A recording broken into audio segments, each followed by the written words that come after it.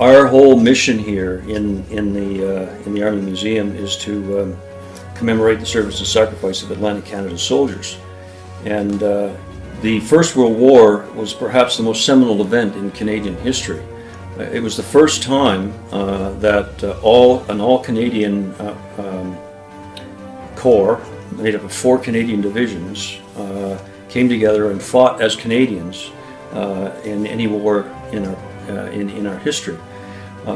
Chose to take the first exhibit space and dedicate it to the service of Nova Scotia and Nova Scotia soldiers in the First War, and the connection that exists between Nova Scotia and the Battle of Vimy Ridge. In the first exhibit space, there's a 1:30 scale model of the Vimy Monument, which is the most comprehensive model of its kind anywhere in the world. And the only thing actually better than our model is the actual monument in France. That's our assessment after looking around and trying to determine if other models existed. Also in Casemate 1, we chose to focus on the stories of individual soldiers. In particular, some of the well-known personalities in Atlantic Canada that people may not be aware that participated in the war, like Casey Irving.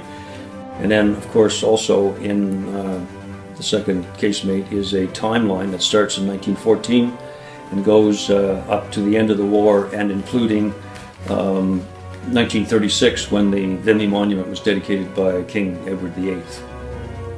So it's a world-class exhibit. We've got very good feedback from people who've been in here. We've had the Governor General in for a visit a week ago.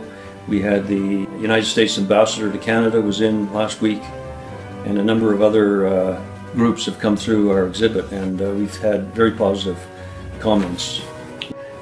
Without companies like J.D. Irving coming and expressing their interest in supporting what we do, we would simply be unable to achieve what we've done. I encourage people to come and see it, to touch the past and to see how that past has influenced what we are and who we are today.